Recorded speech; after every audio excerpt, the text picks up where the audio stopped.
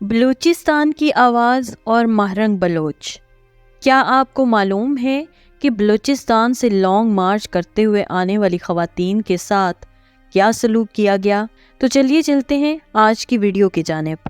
بلوچستان سے long march کرتے ہوئے آنے والی خواتین کے ساتھ وفاقی دارالحکومت اسلام آباد کی دہلیز پر جو سلوک ہوا، اس نے جہاں ایک طرف پورے ملک کو جھنجھوڑ کر رکھ دیا، وہیں پہلی بار پاکستانیوں کا اندازہ ہوا کہ بلوچستان کے سنگلاخ پہاڑوں کے اس پار لوگ کیا سوچتے ہیں اور کن مسائل کا شکار ہیں۔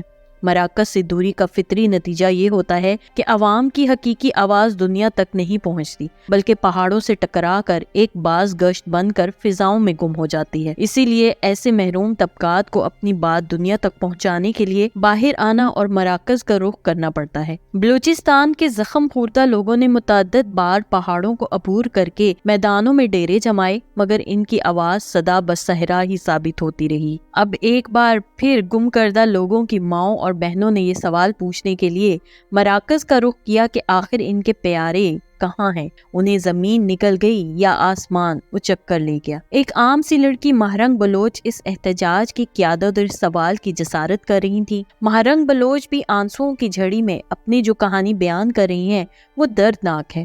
مسائل جب تشدد کا رنگ اختیار کریں تو حادثات اور روح فرسا داستانیں جنم لیتی ہیں۔ تنازع کے فریقوں کے پاس دکھانے کو دلوں کے اپنے اپنے زخم ہوتے ہیں۔ اس خونین کھیل میں مرنے والوں اور گرفتاریوں کی دکھ بھری کہانیاں زر گردش ہوتی ہیں، مگر گم کردہ افراد کے لواحقین کا اپنا ہی ایک الگ دکھ ہوتا ہے۔ وہ نہ رو سکتے ہیں، نہ مغفرت کی دعا مانگ سکتے ہیں، نہ کسی مٹی کے ڈھیر پر جا کر دو چار آنسو بہا کر اپنا غم غلط کر سکتے ہیں۔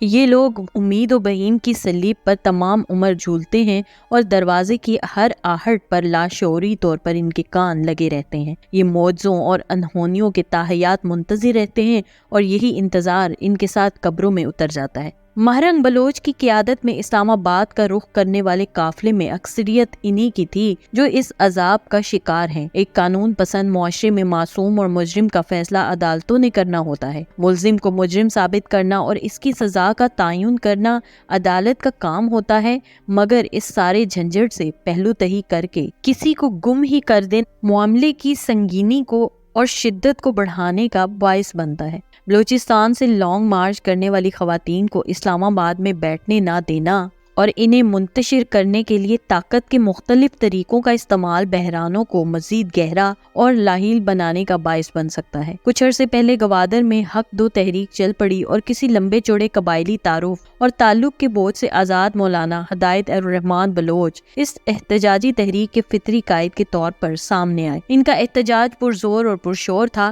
گرفتاریاں ہوئیں، تشدد ہوا، مگر مراکز تک اس کی گونج نہیں پہنچی۔ شاید اسی تجربے کے بعد بلوچ خواتین نے اپنی کہانی مراکز تک پہنچ کر سنانے کا راستہ اپنایا۔ اس حکمت عملی کا اثر یہ ہوا کہ سوشل میڈیا نے اس آواز کو دور دور تک پہنچایا اور رقبے کے لحاظ سے ملک کے سب سے بڑے صوبے بلوچستان کا شعبے کئی دہائیوں سے جاری ہے، اور ہر بحران اور تشدد کی طرح اس کی بھی کئی پرتیں اور بے شمار وجوہات ہیں۔ سب سے بڑی وجہ بلوچستان کے عوام کی محرومیوں اور وسائل میں حصہ نہ ملنا، اور اس کی بھی دو وجوہات بیان کی جاتی ہیں۔ ایک یہ بلوچستان قبائلی نظام کے حامل ہیں، اس لیے ریاست اور قبائلی سرداروں کے درمیان بلائی سطح پر ایک اتحاد قائم ہے، اور ان دونوں فریقوں کے درمیان جو کچھ طے پاتا ہے اس کی نیچے تک کسی کو کانوں کان خبر نہیں ہوتی۔ دوسری یہ کہ ریاست بلوچستان کو ایک غیر اہم علاقے اور کمزور یونٹ کے طور پر دیکھتی ہے، اور اس ذہنیت کے تحت انہیں وسائل میں شریک ہی نہیں کیا جاتا۔ یہ دونوں باتیں اپنی جگہ حقیقت ہیں، مگر اب بلوچ عوام کا غم و غصہ صبر کے پیمانوں سے چھلک پڑا ہے۔ سورش زدہ علاقوں میں پہلی ضرب سچائی اور حقیقت پر پڑتی ہے۔ بقول محسن احسان، جب لہو بہنے کا منظر عام ہو محسن، تو پھر کٹ گیا ہے کون، کس کے نام پر دیکھے گا کون۔ جس انداز سے ریاستی اداروں نے بلوچ خواتین کے احتجاج کو ختم کرایا، اس نے ملک پاکستان کے پرانے زخموں کو بھی تازہ کر دیا۔ بلوچستان سے تعلق رکھنے والے نگران وزیر اعظم انوار الحق کاکڑ کو خدا جانے میوٹیشنل اسپیکر بن کر تعلیمی اداروں میں نوجوانوں کی فکری لام بندی کا کیا شوق چڑھایا ہے۔ وہ فرصت کے چند لمحات نکال کر ان خواتین کی کتھا سننے وزیر اعظم ہاؤس کے دروازے ان کے لیے وا کیے جائیں۔ یہ ریاست سے اب بھی تعلق کی تلاش میں سرگرداں خواتین ہیں۔ یہ اپنے مرکز میں اپنی داستان سنانا اور اپنا مقدمہ اپنے عوام کے آگے رکھنے پر مصر تھیں۔ حکمران طبقات ان خواتین کو واپس بلوچستان کی حدود میں دھکیل کر اس امید اور تعلق کی خواہش کو کمزور کر رہے ہیں۔ اس طرح کی مزید دلچسپ ویڈیوز دیکھنے کے لیے دیکھتے رہیے میرے چینل کو لائک، سبسکرائب اور شیئر ضرور کیجیے اور ساتھ ہی ساتھ بیل آئیکن کو بھی دبا دیجیے۔ شکریہ۔ اللہ حافظ۔